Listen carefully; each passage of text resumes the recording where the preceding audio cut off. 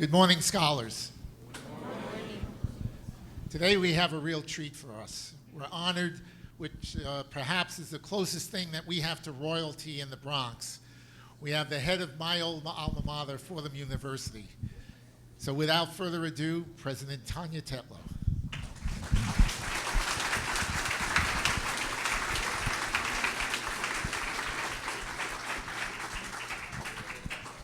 I am so glad to be here. I've been hearing so much about this school, and I finally get to see it and to meet all of you, and to keep encouraging more of you to come to Fordham. 8 people in last year's senior class came to Fordham, and so we're so proud to keep you in the Bronx, to have you part of the amazing excellence we have there and the Lincoln Center campus as well. But I want to just tell you who I am for a minute, and I'm going to sit and answer questions. So my parents met at Fordham. I was born in New York, but then we moved down to where my dad's from, to New Orleans. So I've lived in New Orleans since I was 6 until 2 years ago when I moved up here. And of all the things I never thought I'd be introduced as was royalty in the Bronx. But I also had a career of being a lawyer, of doing all kinds of different things. I worked at a law firm. I was a federal prosecutor. I taught law. And in all of that, I never, ever thought I would be a university president. And I'm telling you that whatever your hopes and dreams are, there are going to be things you do that don't even exist today, that you can't even imagine. And so just to keep yourself ready for that. But I did as a college student. I went down the street to Tulane for college because it was a mile from my parents' house, and I was young and nervous and thought I could handle that. And I ended up being kind of a nerdy kid who was a student worker in the president's office. And so the president of Tulane at that point was a guy named Dr. Eamon Kelly. And I remember one day I'd help him out with things, and he was particularly tired. And he said to me, "Tanya, don't ever become a university president." And I said to him, "Well, of course not. Why would I do that crazy job?" But here's the great postscript that I want to tell you. I only figured out recently that, do you know where Eamon Kelly went to college? Fordham. And if he'd only known, he was talking to the future president of his alma mater when he said, "Don't ever become a university president." And do you know where he went to high school? Right here. How great is that? So we walk in big shoes, and we don't know where God will lead us, but we just know that we have this idea of the talents we're blessed with, and you guys are all showered with them. They're not all the same talents, but you each have them, and you have to figure out how to use the responsibility of those talents. Because being smart or creative or good at sports or any of those things, it doesn't make you better than anyone else, but it is a responsibility. And with that, you have to keep stretching yourself. Take on the thing that's scary, and try harder to use your skills, to hone them like fine steel, to be out there and matter to the world. So I am so thrilled to be with you today, and I can't wait to answer your questions.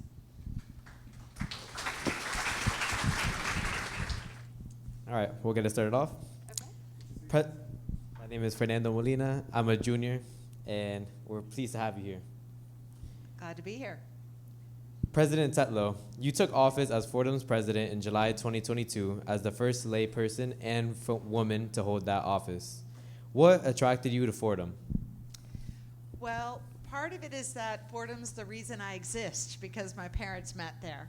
And they met there in a very unlikely way that's kind of a good story. So I'll tell it to y'all.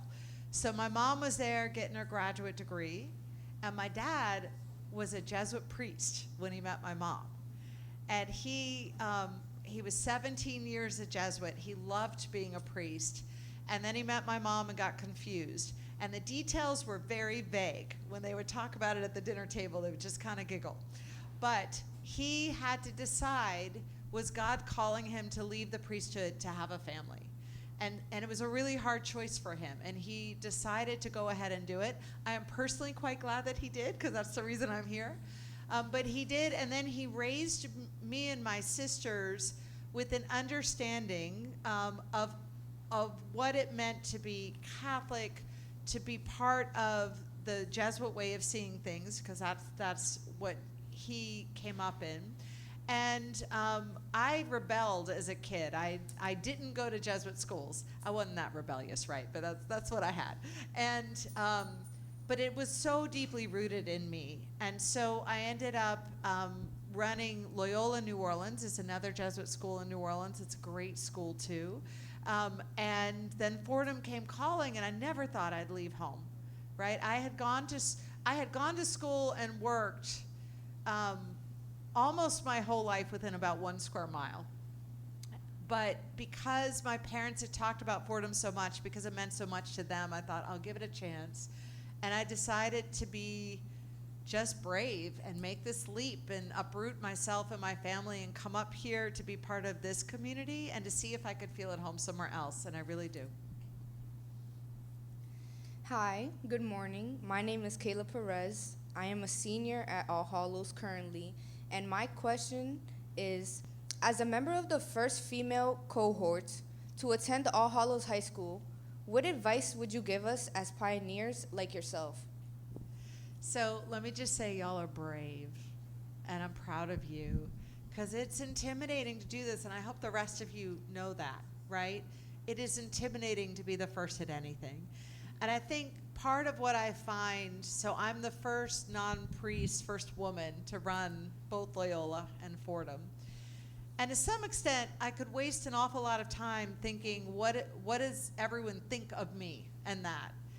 But in other ways, I try just not to worry about it, because it is true that the world reacts to you through that filter of what they think of girls and what they think of boys. And people will throw up obstacles to you for the rest of your life.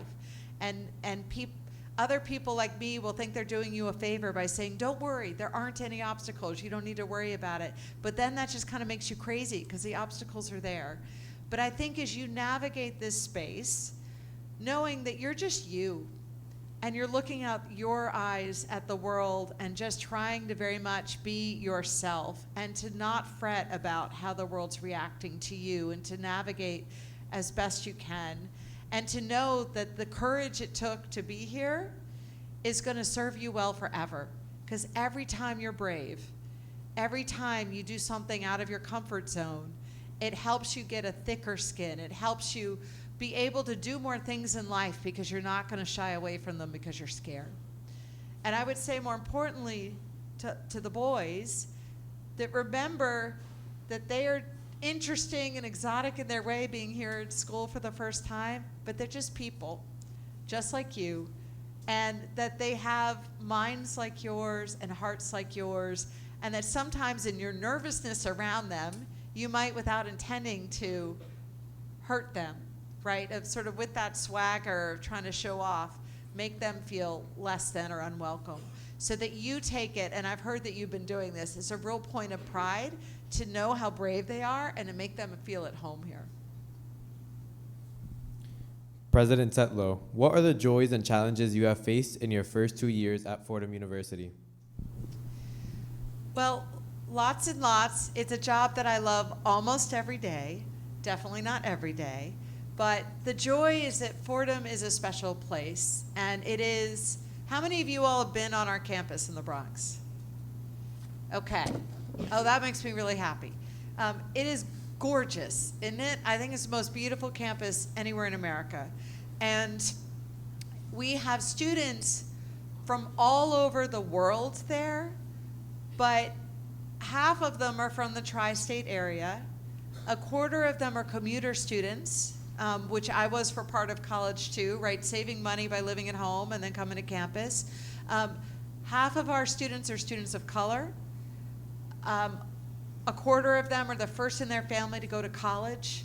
And so it is the most gloriously diverse place where sometimes you can stay close to home and we bring the world to you, right? Where you get to come there and meet people from, 100 different countries, who grew up in farms in Iowa, who are from all over the place, with a lot of students from Puerto Rico, and that you get to learn all about that even while you are close to home and the comforts of family and someone to help you with your laundry and give you a meal at the end of the night.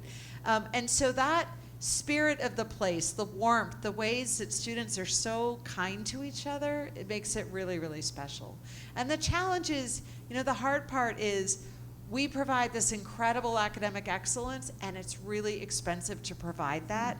And so how to bridge the gap between giving you all what you deserve at a price you can afford is just harder and harder. But we raise so much money, we do everything we can to shower scholarships, especially in the graduates of this school, to make it possible. President Tetlow, for those All Hallows students interested in attending Fordham, what programs and opportunities are you most proud of? Well, that feels like kind of choosing among your kids, so I don't get in trouble if I don't list all the things we do, but some of the things we're really great at are the humanities, sort of history, English, theology, philosophy, the stuff that teach you how to think and that help you then have all the options in the world to learn how to think, that build empathy and understanding.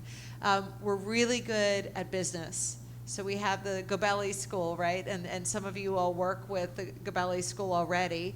But the fact that so many Fordham grads have done really well on Wall Street and are desperate to hire Fordham students, that we have students who get internships, whatever they major in. 90% of our students do at least one internship before they graduate. A lot of them do 3. That you get practical experience, that you can learn so much about how the business world works, of how to start a business yourself or to go on Wall Street and do the stock market, all of that. We're really strong there. Social sciences, so that's where things like psychology, right, where it's about human beings, but also with lots of data and experiments and research. We're brilliant at that. That's what my dad got his PhD in way back when. President Tetlow, how do you and your leadership team interact with the students at Fordham? Well, in lots of ways, it's everything. So it's weird because at a school like this, like your teachers are with you all the time. Your principal, your head, they're very present. But for me, I've got 15,000 students. Think about that. And 2 different campuses, because we have the Manhattan campus too, at Lincoln Center, Upper West Side. So I've got to spend a lot of time just kind of walking through campus, being visible so students can stop and ask me questions. I go meet with student government and leadership groups, but we have hundreds and hundreds of clubs, right? So I can't meet with all of them. I interact with students who come to us with things they want us to fix. And I love that. I love it when students believe in us enough to say, this is broken. And especially when they say, not just I'm mad about that, but I have an idea to make it better. President Tetlow, what advice would you offer to our graduating seniors? All right, who's a senior in the room? Okay. Okay, lots of you all. All right. So applying for college is stressful, right? It is a pain. It pushes all your buttons of anxiety. But use every bit of advice and help you can get here, and from anyone who's been through it, right? Remember, the price is not the price, right? Here's the way college works, and it's a really dumb system. Having a high tuition is what makes you think that a school is really good, right? If a school's too cheap, you worry it's not as good. So schools have high tuitions, even if almost nobody pays that high tuition because they're giving so much financial aid. So it's an incredibly inefficient, daunting system.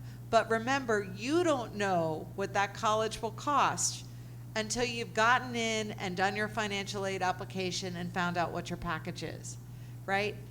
It's so hard, and I'm so sorry that we're all sort of stuck in this system. But don't turn away from a school because you think you can't afford it. Right? You don't know yet what it will really cost you. And in some ways, some of the wealthiest schools have the most money to give you financial aid, right? So pay attention to that too, of what they tend to give. They'll put that on their websites. They'll try to make that clear. But then, go ahead and apply and know that it's not true that there's one perfect school and all the rest are terrible. There are lots of amazing, brilliant schools in this country. There are 4,000 colleges and universities in this country. So you are going to have lots of good choices, right? And that's a problem, having too many choices, but it's a good problem to have. So you can sit with it, decide where you'll flourish, where you'll do well. And if you make the wrong choice, you can transfer. It'll be okay.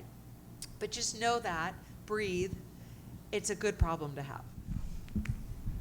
Thank you, President Tetlow. Let's hear it from President Tetlow. The alumni and staff from Fordham University, you're welcome to join in with us. So why don't we go that way now, okay? I'm so glad to be here. Yeah. I don't mean to jump in, but one of our seniors wants Oh, sorry. Marcos, come on in. My bad, as they would say.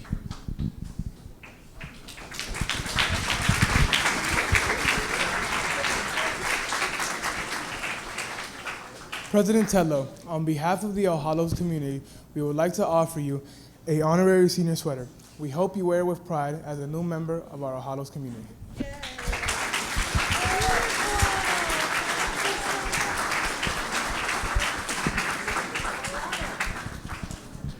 right, I'm gonna put it on now. Thank you, guys. Thank you. I'll hold it.